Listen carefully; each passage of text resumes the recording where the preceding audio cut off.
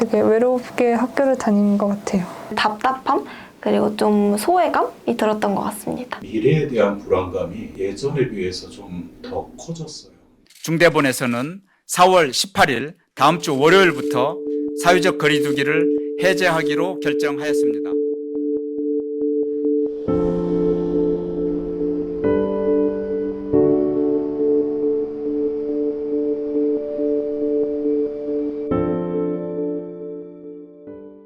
코로나와 함께한 지 어느덧 3년. 그동안 우리의 몸과 마음에도 많은 변화가 생겼습니다. 때로는 혼자 힘으로 할 수 없는 일들에 무력감을 겪기도 했죠. 네트워크를 제대로 형성하지 못한 채 휴학이나 전과를 하게 되어 더더욱 고독의 늪에 빠진 학생들이 있었습니다. OT도 취소되고 과 OT나 전체 OT도 그렇고 아니면은 학교에서 하는 학교 축제도 다 없어가지고 OT에서 친해지거나 아니면 학과 수업을 같이 들으면서 같은 과 친구들끼리 친해지거나 이런 걸 기대를 했는데 그런 게 없으니까 이제 친구가 없는 거죠. 친구가 없어요. 1학년 때 저희 학교는 그 송도 캠퍼스로 다 같이 가는데 딱 20년도에 코로나가 터지니까 송도를 아예 못 가게 됐고 저 못 갔어. 한 번도 못 가봤어. 송도 캠퍼스 자체를. 학교 생활을 되게 혼자 하는 느낌도 들고 또 단체 행사 같은 거에도 참여할 기회가 없어서 되게 외롭게 학교를 다니는 것 같아요. 학교가 이제 멈추게 되니까 학업의 중단뿐만 아니라 또래 관계의 중단, 또 좋은 멘토나 선배들과의 관계가 중단되고 소속감이 이제 없어지는 그런 그 현상이 이제 생겼어요. 아무래도 지금 과도 물론 친구가 없지만 전과를 하면은 이제 중간에 이제 들어가는 거니까 당연히 친구가 또 없겠죠? 근데 그래도 이제 되면서 막 시작하잖아요. 전과 하려는 과에 수업을 신청을 해놔가지고 거기서 또 친구를 만들면 이제 전과해서도 조금 더 희망이 보이지 않을까 생각을 하고 있어요. 그런 것도 있는 것 같아요. 또 어떤 과목이 좋은지도 찾아보고 어떤 교수님이 좀 더 편한지도 찾아보고 그런 걸 혼자 해야 되니까 그게 부담이 되는 것 같아요. 동아리 등 공부 이외의 교내 활동에도 많은 변화가 있었는데요. 코로나 공백을 겪은 동아리들은 활동 진행에 어려움을 겪었습니다. 일단 저희 동아리가 영화 동아리이기 때문에 동아리 방에서 영화를 감상을 해요. 근데 이렇게 코로나 때문에 인원 제한, 이렇게 모일 수 있는 인원에 제한이 있다 보니까 아무리 재밌는 영화를 올려도 이 영화에 참여할 수 있는 사람이 다 오지를 못하는 거죠. 그래서 저희 동아리 총 명수가 100명 정도 되는데 그 중에서 한 영화에 참여할 수 있는 사람이 예전에 4명 이런 식이었고 1학년도에는 적게 모였을 때도 한 7명 정도 됐고 많게 모이면 진짜 한 10명 넘어갔어요. 그래서 언제는 거의 한 20명 가까이 모인 적이 있어서 여기서 동아리방이 조금 좁으니까 소화를 못해서 그냥 근처 어디 인문대 강의실 같은 데를 빌려서 영감회를 진행하고 했던 기억이 나거든요. 그때는 되게 좋았던 게 강의실 같은 데를 빌려서 영화를 이제 큰 스크린을 보고 그 다음에 넓잖아요. 사람도 많고 하니까 그냥 거의 이제 소감 발표할 때 진짜 발표하듯이 누가 한 명 지목해가지고 누가 이제 일어나서 발표하고 뭐 그런 식으로 되게 특별한 경험이었었는데 요즘에는 그런 게 거의 없어졌으니까 아쉬움이 남죠. 작년 2학기 학기작을 촬영을 했는데 그때 오전 촬영을 어떤 스튜디오를 대여를 해서 촬영을 했어요. 근데 실내 공간이다 보니까 또 인원 제한이 있더라고요. 근데 영화 촬영을 하다 보면 사람이 많이 필요하잖아요. 그 모든 사람들이 다 그 좁은 스튜디오 들어가기에는 또 인원 제한이 걸리고 그러다 보니까 그 어떤 스태프분이 계속 인원 제한을 맞춰 주시려고 이렇게 밖에 계시다가 안에 들어오셨다가 이렇게 왔다 갔다 하시면서 인원을 맞춰 주셨어요. 그래서 되게 번거로우셨을 것 같은데 또 인원 제한이 있으니까. 오랫동안 축적된 동아리의 경험이 제대로 공유되지 못하면서 동아리의 정체성에 대한 고민도 생겼습니다. 코로나가 시작된 이후로부터 그 동아리들의 이제 전체적인 활동이 확 줄었잖아요. 그런 상황에서 이제 저희 동아리가 살아남기 위해서, 그리고 또 유령 동아리가 되지 않기 위해서 이제 할 수 있는 방법들을 모색을 해야 했어요. 아까도 말했듯이 이제 어떤 활동들을 기획을 할 때마다 안전한가라는 것에 대한 질문이 계속 들어오게 되고, 그렇다고 아무 행사들을 진행을 안 하고 있을 수는 없잖아요. 그렇게 되면은 이제 동아리에 들어오신 부원분들은 아무런 활동도 없이 이거 대체 뭐 하는 동아리지 하고 나가게 될 텐데, 네, 그래서 그런 안전하게 진행을 하는 것과 그리고 좀 부원들의 이제 만족도를 높일 수 있을 만한 행사들을 기획하는 것 사이에서의 그런 고민들이 되게 많았던 것 같아요. 그 선배들이랑 후배들이랑 이 사이에 경험의 차이가 좀 커진 것 같더라고요. 그래서 제가 못 해봤던 그런 행사나 어떤 부분들에 대한 그런 경험이 없다 보니까, 그래서 제가 못 해봤던 그런 일들을 하는 데에는 좀 어려움이 있을 것 같아요. 코로나 확진과 격리 과정에서 심리적 어려움을 겪은 사례도 적지 않았습니다. 특히 초반에는 코로나 확진에 대한 두려움과 확진자에 대한 주변의 시선이 불안으로 이어지기도 했죠. 모르는 번호로 전화가 오는 거예요. 그래서 전화를 받았더니 이제 분당구 보건소고 양성 판정이 나와가지고 전화를 드렸다. 했는데 그때는 진짜 주변에 걸렸다는 사람을 들어본 적이 없어서 되게 무섭기도 하고 진짜 큰일이 나면 어떡하지라는 생각도 들었고 우선 코로나가 확진되었다는 사실을 딱 들었을 때 저도 그 순간이 제일 충격적이었던 것 같고 제가 제 자신을 자책하기도 했고 제가 걸렸으니까 저랑 함께 지내던 가족들도 걸렸으면 어떡하나 하는 걱정이 우선 제일 컸던 것 같고요. 실제로 저희 가족분들 중에서도 저한테 이제 전파를 당했던 그런 사람이 있기 때문에 그런 부분에 대해서도 굉장히 미안하고 죄책감이 들기도 했던 것 같아요. 특히 초기에는 코로나에 내가 걸리면 어떡하지, 혹은 가족이 걸리면 어떡하지 하는 불안이나 이제 뭐 걱정 이런 것들이 좀 많이 있었던 것 같고요.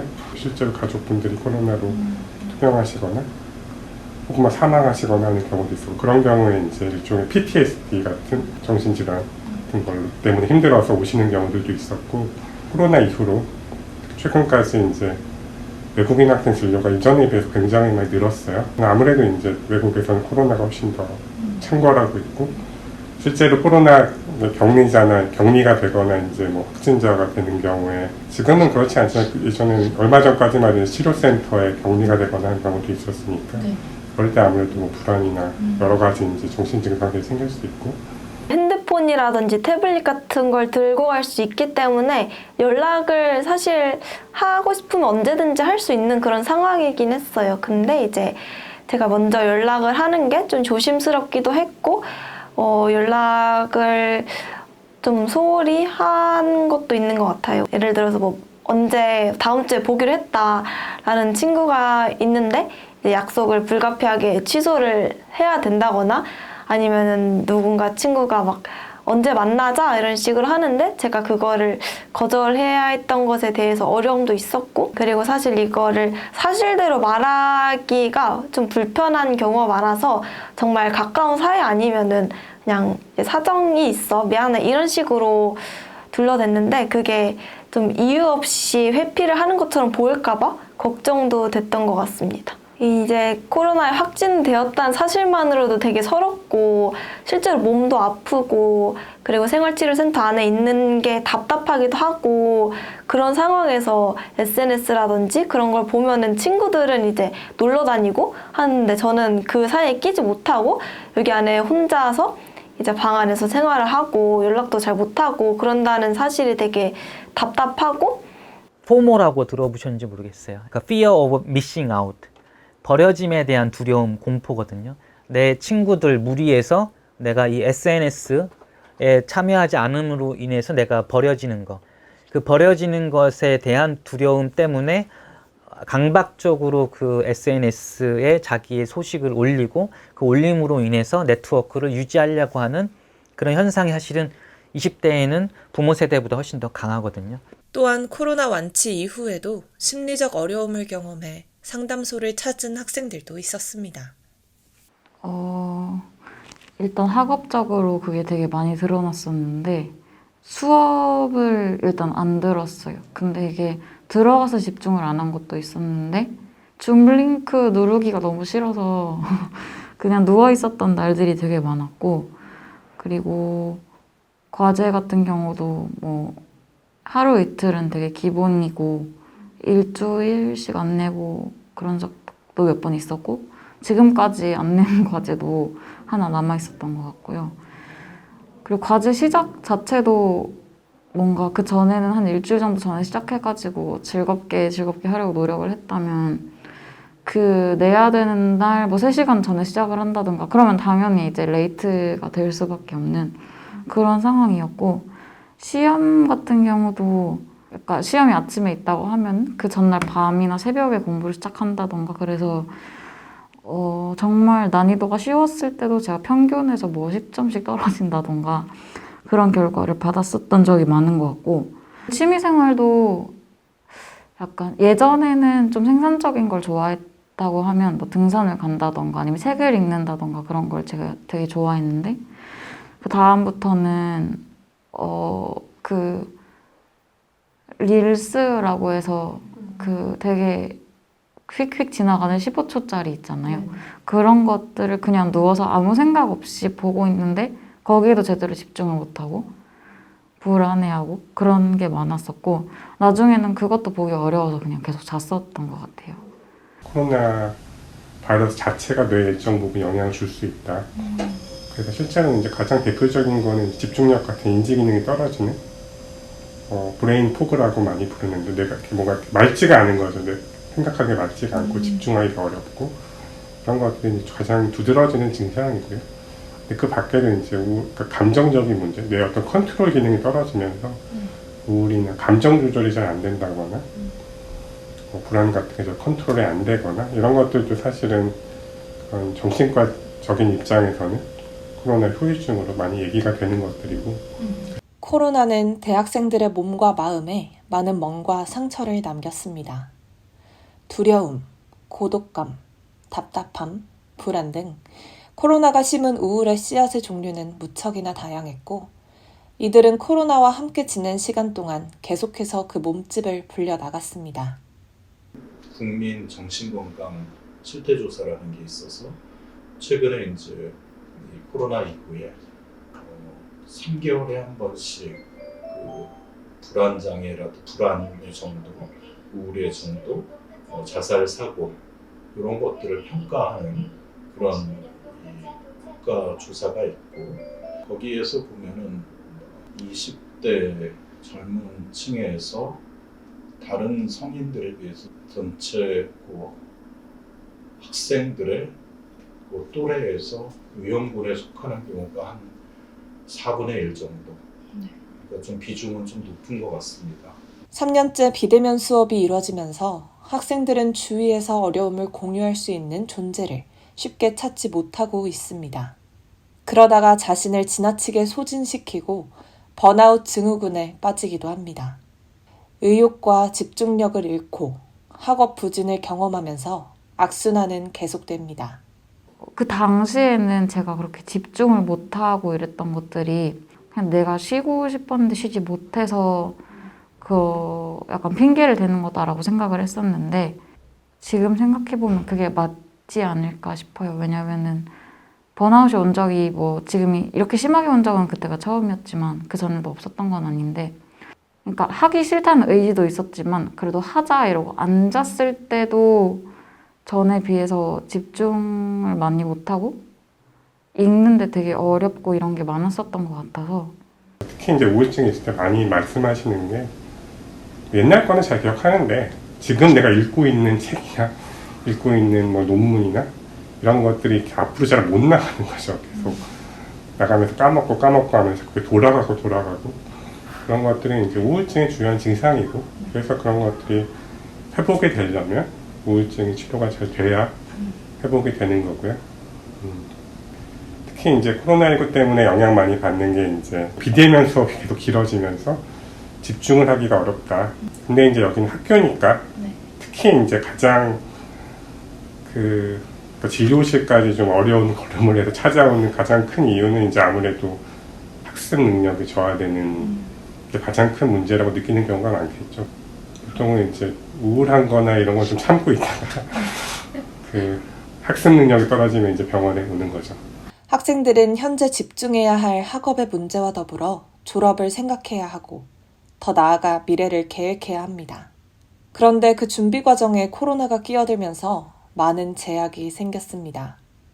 우리가 이제 심리학적으로, 정신의학적으로 이거를 자기감, 그러니까 자기 효능감이라고 얘기를 하는데, 자기 효능감에 대한 막연한 불안과 의심을 갖고 와서 전문가로부터 별 문제 없다라는 이야기를 듣고 확인하려고 하는 학생들이 많아요. 그러니까 도움을 받으러 오는 게 아니라 말 그대로 시험 성적처럼 당신 괜찮다, 너 그냥 일상적인 스트레스다라는 말을 듣고 인정받고 확인받고 안도하고 가려는 학생들이 주위에 많고, 그렇다면 학생들은 왜 전문가를 찾아와 진료보다도 확인과 인정을 받고 싶어 하는 걸까요?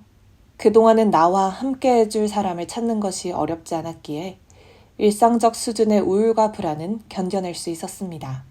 그러나 코로나가 발발하면서 사회적 교류가 단절됐고 학생들은 지지받고 공감받을 수 있는 관계를 잃었습니다. 친구들과의 관계에서 좀 조심스러워진 것이 있는 것 같아요. 그 당시에는 이제 먼저 연락을 하기도 조심스럽고, 그리고 사실대로 이제 말하는 것도 조심스러웠는데, 왜냐하면은 이제 코로나에 걸렸어 이런 식으로 말하면은 보통 깜짝 놀라고, 이제 주변에 그 당시에는 많지 않았기 때문에 진짜 나 처음 보는데 어쩌다가 걸렸어? 이런 식으로 이제 걱정해주는 사람들도 있었는데, 놀라가지고 이제 약간 제가 조심스럽지 못했다거나 그렇게 생각을 하는 경우도 있을까봐 제가 조심을 하는 경우도 많았고. 20대 같은 경우의 특성은 우울 같은 게 있거나 할 때 그런 것들을 좀 이렇게 도와줄 수 있는, 그러니까 사회적 지지 체계라고 많이 부르는데, 그런 것들이 이제 전통적인 것들은 가족이라거나 뭐 이웃이 되거나 이런 데서 이제 서포트를 받는 것들이잖아요. 근데 20대 뭐 대학생적인 시기 같은 경우에 특히 이제 이런 친구라거나 동기라거나 이런 데서 이제 그런 지지를 많이 받고 회복을 하고 그런 것들을 하게 되는데, 그게 이제 코로나 때문에 그런 시스템이 많이 깨졌고, 특히 이제 뭐 20학번이나 21학번 이런 경우에는 이제 그런 것들이 더 형성 자체가 좀 많이 되지를 못했고, 그러다 보니까 이제 우울이나 불안이나 이런 것들이 있을 때 거기서 이제 혼자 이것들을 극복해야 되는 그런 부분에서 이제 뭐 무기력이라거나 외로움이라거나 그런 것들이 조금 더 늘어질 수 있을 것 같기는 하고요. 처음 맞닥뜨린 코로나. 이로 인한 우울을 극복할 방법을 찾는 것은 그 누구에게도 쉬운 일이 아니었습니다. 적절한 시기에 적절히 대처하지 못한 우울은 학생들을 왜곡된 해결책으로 유도했습니다. 바로 중독입니다. 코로나 우울이 일상 영역에서 우울로 연결이 되고, 일상 영역에서의 우울은 결국에는 본인이 스스로 통제할 수 있는 그런 능력을 자기 조절할 수 있는 셀프 레귤레이션 능력을 떨어뜨린다고 연구 결과가 있고, 그게 떨어지면 결과적으로 인터넷이나 게임에 대한 사용 시간이 늘어날 뿐만 아니라 그게 중독에 이를 정도로 자기 삶에 사실 문제를 일으키는 상황으로 이렇게 순차적으로 연결되어지는 흐름이 있다고 하는 것을 이제 연구에서 좀 밝혀낸 것들이 있어서 그런 연쇄적인 걸 보면 사실은 중독에 대한 그 20대 대학생들에 대한 이야기를 할 때 단순 중독 코로나 이걸 연결시키는 게 아니라 그 중간에 항상 우울이라고 하는 감정의 그런 특징적인 현상이 있다는 거를 좀 고려해야 될 것 같다는 생각이 듭니다. 우리가 인위적으로 노력에 의해서 중요한 것을 행했을 때 그거에 대한 보상으로 우리 몸한테 주어주던 쾌락, 기쁨에 대한 자극이 이제는 상품이나 하여튼 어떤 소비에 의해서 인위적으로 자극을 하게 되고 내가 내 스스로 보상할 수 있는 도파민이 기전이 사라지고 결국 강박적으로 외부에서 주는 그 쾌락에 대해서 의존할 수밖에 없거든요. 사실 이게 제일 심각한 문제였던 것 같은데 2학기 때 제가 이제 혼자 누워있는 시간이 많아지다 보니까 계속해서 비관적인 태도를 가지고 스스로에 대해서 안 좋은 생각과 미래에 대한 불안감밖에 가질 수가 없더라고요. 그런데 그런 생각들이 혼자서 노력했을 때는 없어지지 않아서 그거를 술로 많이 풀어내려고 했었고 네, 그게 원인이었던 것 같아요. 그래서 2학기에는 술자리가 있으면 무조건 나가려고 하고 그게 아니더라도 되게 제가 찾아서 만들려고 했었던 적이 많았던 것 같아요. 결과는 당연히 신체 건강이 매우 악화됐고 그게 또 다시 정신적인 그런 문제로 이어졌고 그리고 이게 불면증에 되게 나쁜 영향을 끼쳤던 것 같아요. 그러니까 마시면 잠이 왔는데 나중에는 술이 없으면 잠을 못 자고 그래서 계속 마시고 그리고 그 양이 좀 많아지고 그러니까 처음에는 뭐 한 병 마시고 잘 수 있었으면 그 다음엔 한 병을 안 되고 약간 이런 식으로 계속 늘어서 그게 제일 심각하다고 느꼈었던 것 같아요. 그게 심해지고 나서는 거의 모든 밤이 블랙아웃이었던 것 같아요. 처음에는 밤에만 그랬다.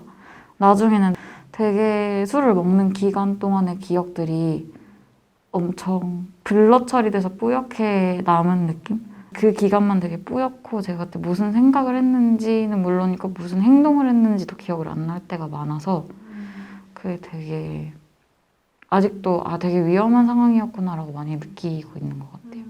불안하잖아요. 딱 일어났을 때 뭐지? 왜 기력이 없지? 특히 비대면 생활이 일상화되면서 전자기기 터치와 클릭으로만 보내는 자투리 시간이 길어졌습니다. 그럴수록 학생들에게는 취업, 진로, 취미, 교우관계 등 다양한 고민에 집중할 여유도, 여력도 줄어들었습니다. 코로나 블루라든지 그것에 의한 스트레스의 증가, 결국 그런 것들이 우울증에 대한 연결고리가 확산되면서 인터넷 중독, 특히 인터넷 중독이라고 하면 소셜 네트워크에 대한 의존도가 커진다든지 아니면 게임에 대한 게임을 하는 시간이 늘어나고 그것이 이제 거기에 빠져버리는 것들이 많은 연구에서 아주 반복적으로 나타나고 있습니다. 전문가들은 디지털 중독이 부모 세대와의 갈등으로 이어지고 더 나아가 사회적인 갈등으로 폭발하는 경우도 있다고 말합니다. 극도의 불안은 중독으로, 또 코로나 레드로 불리는 분노의 형태로 자라나 집단 간 갈등과 혐오와 같은 사회적 문제를 일으킬 것이 우려되기도 합니다. 코로나 레드가 있어요. 자기 미래가 불안해지고 취업에 대한 불안감이 폭발하게 되면 그것이 우울 반대인 분노로 폭발하는 경우가 많은데 여러 가지 정치적 영역 안에서 논의되고 있는 갈등이나 이런 혐오 이야기가 코로나 시기에 더 촉발될 수 있는 여지가 굉장히 큰데 그런 부분들은 단순히 사회 정치적인 문제가 아니라 개개인들의 심리적인 그런 영향의 결과일 수도 있기 때문에 그런 부분도 놓치면 안 되지 않나라는 생각이 듭니다. 코로나가 대학생에게 불러온 정신적 위기. 그 위기로부터 도망친 곳에 갇혀 강박적으로 반복 행동을 하는 것이 중독이라면 불안함에 통제하지 못할 환경까지 통제하려다 실패하며 학습하게 되는 것이 무기력입니다. 우울증의 가장 큰 유력한 모델이 학습된 무기력감이라는 동물 모델이 있어요. 이게 아무리 내가 노력해도 피할 수 없구나. 이런 거를 이제 학습을 하게 되면은 그 다음에는 이제 무기력한 상태가 돼서 그 상황에서 그냥 가만히 어떤 조치도 이제 취하지 않게 되는 겁니다. 분명히 문제는 큰 스트레스인데 내가 통제를 못하는 환경이고 내가 어쩔지를 모르기 때문에 그러면 이제 학습된 무력감으로 진행이 될 수밖에 없고 더 그럴 위험이 이제 커지죠. 특히 코로나 초기에는 이 불안이나 예민이나 분노, 걱정 이런 것들이 좀 더 많았다면 지금은 이제 그런 것들은 조금 지나가 좀 덜해지고 상대적으로 이제 좀 무기력이라거나 좀 우울, 좀 처지고 좀 전반적인 그런 생활 사이클이 좀 느려지고 그러니까 늦게 일어나고 좀 집중력이 떨어지고 이런 것들이 좀 주로 많이 호소하시는 것 같기는 해요. 이제 슬프다 이런 것들은 또 많이 없으니까 그게 우울증은 아닌 것 같아요. 다가 이제 병원에 와서 말씀을 드리면 아 이런 게 우울증이군요 이렇게 하는 경우가 굉장히 많아요. 그래서 뭐 슬프다보다는 오히려 무기력하고 즐겁지가 않다. 뭘 해도 즐겁지가 않다. 혹은 이제 뭘 하고 싶은 생각 자체가 없다. 그러는 게 어떻게 보면 아 내가 혹시 우울증이 아닌가 하고 좀 생각해 볼 수 있는 게 오히려 될 것 같습니다. 무기력으로 인한 불규칙한 생활 습관은 정신적인 우울과도 직결됩니다. 이는 수면과 스트레스에도 큰 영향을 미치고 이는 또다시 신체의 증상으로 드러나게 됩니다. 체력이 많이 떨어지고 먹을 걸 많이 못 먹다 보니까 낮에 저도 모르게 약간 간헐적으로 잠드는 시간이 늘어나면서 밤에 잠을 자지 못하는 그런 날들이 늘어났었는데 처음엔 그랬다가 나중에는 낮에 잠을 안 자도 밤에 잠을 못 자는 식으로 변화를 하더라고요. 그런데 그렇다 보니까 밤에 자꾸 오늘도 아무것도 안 하고 누워 있었네 어떡하지 하면서 자책을 한다든가 불안감에 계속 이렇게 휩싸여 있는다든가 그렇다 보니까 우울이 조금 더 심해졌었던 것 같고 신체 건강을 챙기는 게 중요한 것 같아요. 그게 망가지면 정신이 되게 많이 망가지는 것 같아서. 감정의 기본 바탕에는 체력이 존재해요. 힘이 떨어지면 아무것도 하고 싶지 않고 의욕이 떨어지고 우울해지는 게 사람인 거거든요. 그래서 지금 말씀드린 먹고 움직이는 것은 단순히 몸의 문제가 아니라 정신적인 스트레스를 관리하는 첫 번째 과정이기 때문에 지금 그거를 분리해서 생각하지 말고 움직이는 것, 먹는 것을 잘 지켜서 감정이 좀 일정하게 요동치지 않도록 생활하면 좋겠다고 생각하고 또 젊은 친구들의 있어서 혈관에 가장 큰 영향을 미치는 것 중에 하나는 수면입니다. 회복해야 될 타임에 긴장이 증가해서 혈관 강직도가 증가하는 거는 굉장히 큰 영향을 미쳐요. 그래서 수면 시간을 어느 정도 확보하는 거 이런 게 젊은 사람들의 건강 특히나 감정 관리에 있어서 중요하다고 생각하고요. 그래야 여러분이 하고 싶은 어떤 세상을 변화시킬 어떤 내가 성취하고 싶은 일 이런 거를 할 수 있는 체력, 의욕 이런 것도 생기는 거라서 건강과 또 성취를 분리해서 생각하시지 않았으면 좋을 것 같아요. 설상가상으로 비대면이 일상화되면서 학생들의 활동량은 대폭 줄어들 수밖에 없었습니다. 대학생 같은 경우에는 대부분 학교로 등교하고 수업을 받는 과정에 적어도 하루에 한 7,000보에서 10,000보 정도의 걷기가 있었을 텐데 비대면 수업이 늘어나면서 신체 활동이 감소하게 된 것이 대학생들의 아주 특히 특징적인 비만율을 증가시키는 원인이었을 것 같습니다. 이제 활동량이 줄거나 하는 게 실제 우울증에서도 중요한 증상이 되기도 하고 그래서 이제 활동량이 감소하거나 불규칙한 생활이나 불규칙한 식사 이런 것들이 이제 우울증 때문에도 생기는 증상들이거든요. 그런 게 또 그러면 이제 계속 쌓이면 여러 가지 신체 증상일 수도 있고 지방이 늘게 되면 이제 배달 음식 같은 게 이제 코로나에 또 많이 먹게 되면서 그런 것들이 이제 신체적으로 영향을 줄 수 있을 것 같고 또 이제 여러 가지 우울이나 불안 같은 경우는 혈압이나 그런 데도 큰 영향을 주는 것들은 많이 알려져 있고요. 고지혈증이나 여러 가지 대사 질환이라고 불리는 것들이 영향을 주고 면역력 같은 거에도 정신 건강이 굉장히 중요하고요.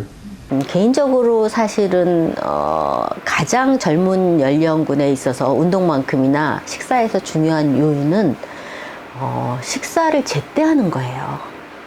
이 코로나 시대에는 특히 학교 가는 것도 없고 뭐도 없고 그러니까 식사도 배고프면 먹고 배 안 고프면 안 먹고 뭐 이런 식이 되기 때문에 어떤 기름진 식사, 뭐 단식사 이런 것보다도 가장 중요한 게 규칙적인 시간에 보통 아침, 점심, 저녁 식사할 시간에 식사를 제대로 못했던 게 아마 비만에 굉장히 크게 영향을 미쳤을 거예요. 비대면 수업, 전자기기 활용이 확대되면서 움직이는 시간이 줄어들었다는 것은 다시 말해 바르지 못한 자세로 보내는 시간이 길어졌다는 것을 말하기도 합니다. 우선 기본적으로 경추를 포함한 어깨나 척추 건강이 손해를 본 것 같긴 합니다.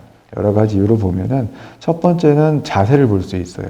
이 러닝을 할 때 본인들도 느끼겠지만 일반적으로 이제 약간 이렇게 쪼그려 앉는 자세, 이런 자세를 하고 보통 요새는 데스크탑보다는 랩탑을 많이 써요. 근데 랩탑이 화면도 작고 이 바닥에 모니터가 있다 보니까 거의 이런 자세로 하루 종일 일하게 됩니다. 네, 공부하게 되니까 그런 자세들로 인해서 목이나 어깨나 이런 데 통증이 생길 수가 있고 또 두 번째는 그 이러닝을 하면서 뭐 좀 쉽게 표현하면 좀 게을러지는 것 같아요. 그러면서 운동량이 부족하게 되면서 이런 근육들의 피로도도 쌓이게 되고 또 이제 근육량도 줄면서 그에 따라서 이제 그 척추를 받쳐주는 힘도 약하게 되면서 통증이 생기게 되는 것 같습니다. 코로나는 많은 대학생들에게 정신, 신체적인 고통을 주었습니다. 그런데 과연 단순히 코로나라는 질병 자체로 우리는 이렇게 힘든 시간을 보내고 있는 걸까요? 우리가 보지 못한 곳에서 느끼지 못한 고통을 겪고 있는 사람들이 존재하고 있지는 않을까요? 최근에 국제노동기구 ILO에서 한 보고서가 나왔습니다. 이 보고서의 가장 큰 핵심 중에 하나는 코로나19 시기에 전 세계의 청년들, 특히 20대 초반의 청년들이 취업을 하지 못한 상태에서 정신건강, 우울 이런 현상이 심각해지고 취업을 하지 못했거나 어떤 교육훈련을 받지 못한 청년층이 더 많은 충격을 받았다는 게 최근의 시사점인 것 같습니다. 고용의 문제가 특정 집단에게는 한층 더 불가항력적으로 작동했습니다. 그리고 코로나 시기, 이로 인한 어려움을 극복할 수 없었던 청년들 가운데서는 안타까운 선택을 한 사람들도 존재했습니다. 일본에서의 사례인데 젊은 여성들에서의 자살이 높았어요. 이제 왜 그런가 하고 조사를 해보니까 젊은 여성들에서 특징이 실직자가 더 많았어요. 그러니까 사회적으로 여성들이 아직은 좀 취약한 계층이 아닐까. 그러니까 어떤 사회의 큰 변동과 위기가 왔을 때 여성들이 더 쉽게 해고를 당하거나 아니면 일자리를 얻기가 더 힘들고 그런 사회적인 분위기와도 관련이 될 것 같아요. 코로나 시기에 특히 이제 여대생분들은 서비스직에 많이들 종사를 하시는데 락다운에 의해서 비대면이 많이 늘어나면서 서비스직에서 가장 먼저 사실은 실직을 하게 되는 20대 여성분들이 많이 있고 그런 분들이 이제 가정에 있으면 가정 안에서 가정 내 불화라든지 부모님과의 마찰이라든지 가정 폭력에 쉽게 노출되고 그런 여러 가지 다양한 요인에 의해서 최악의 선택을 하게 되는 일들이 일어나니까 그런 걸 좀 복합적으로 봐야 되는데 거기에 대해서 저희가 많이 주목하지 못하는 건 아닐까. 이처럼 코로나의 쓰라린 단면은 20대 여성들에게 더욱 심각하고 극단적으로 드러났습니다.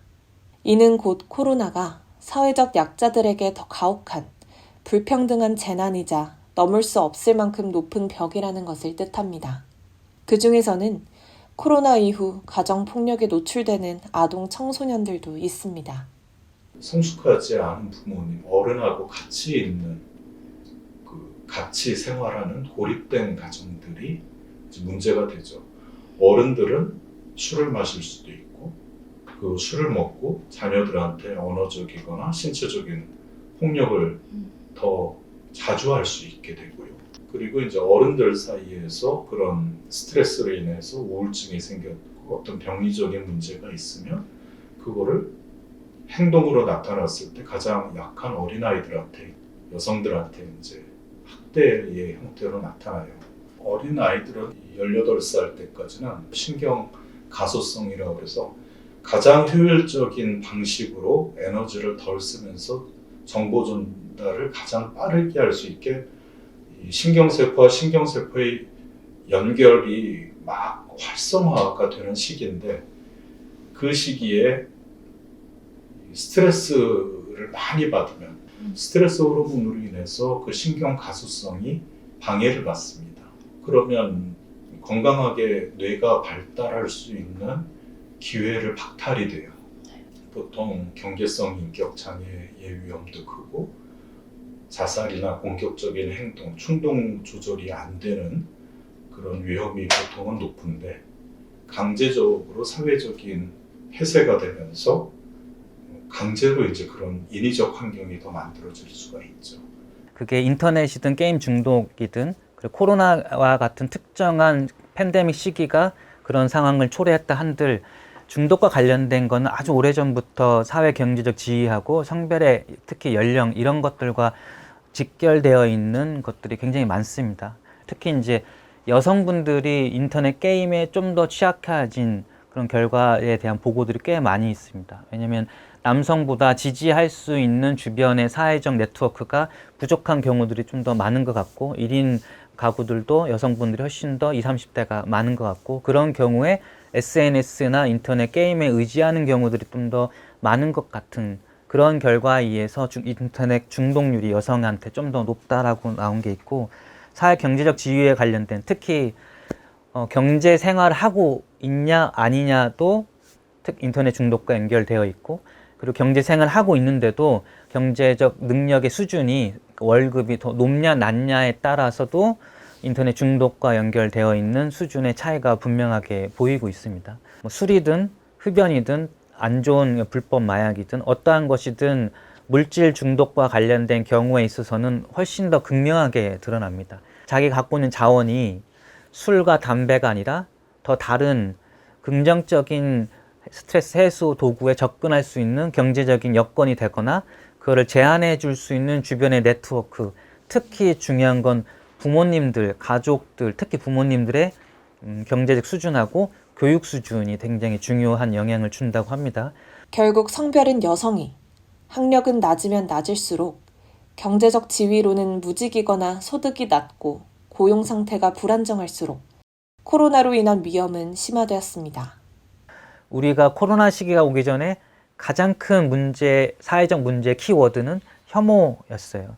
그런 혐오가 코로나 시기에서 마치 중단된 것처럼 느껴졌는데, 그 코로나 시기에서 코로나 블루든 레드든 이런 거에 의해서 결과적으로 더 심화되지 않았을까. 특히 사회적으로 취약한 사람들, 우리나라에서 예를 들면 그게 장애인이든 성소수자든 혹은 제가 관심을 많이 갖고 있는 이주민의 경우에 있어서는 더욱더 취약한 상황 안에서 우울과 분노의 오히려 대상이 되는 그런 경우들이 많기 때문에 우리가 일상으로 자꾸 돌아가자고 하는데, 그 일상으로 돌아가야 될 사람들의 자격이 나눠져 있는 것 같다는 느낌이 들 때가 있어요. 사회적으로 약자이거나 우리 눈에 보이지 않는 사람들의 경우에 있어서는, 혹은 능력이 부족한 정서적 취약층들의 경우에 그 사람들은 일상으로 돌아갈 자격이 없는 사람들인 것처럼, 사실은 없는 것처럼 취급하고 국가적으로 사회적으로 지지하고 돌봐야 될 대상을 안 보잖아요. 일상으로 돌아가자고 할 때 자격이 주어진 게 없이 누구나 다 함께 돌아갈 수 있게 시민적 돌봄의 차원에서 다 들여다봐야 되는데, 그런 시각은 아직 많이 공감을 이루지 못한 것 같아요. 재난은 모두에게 공평하게 닥친 듯이 보이지만 이전부터 존재해온 불평등한 사회 구조 위에서 누군가를 유독 더 무겁게 짓누릅니다. 외로움, 소외감, 불안, 코로나 블루라는 단어에 함축되지 못할 만큼 여러 가지 감정이 우리에게 닥쳐왔던 3년. 코로나 종식에 대한 기대감이 커지고 있는 지금까지도 그 감정과 기억들은 여전히 개인 사회 안에 남아 있었습니다. 우리는 이 감정을 어떻게 받아들이고 나아가야 하는 것일까요? 일부에서는 코로나 시기 우리의 마음과 몸 건강에 대한 이야기를 들어봤습니다. 취업에 이어 건강 문제 역시 당사자들만이 아닌 사회 전체가 귀를 기울여야 할 문제로 보이는데요. 2부에서는 이 어려움들을 극복하기 위해서 어떤 노력들이 있었는지 더 구체적으로 살펴보며 코로나 학번과 전문가들의 목소리를 빌려 코로나 이후의 세상을 함께 상상해보고자 합니다.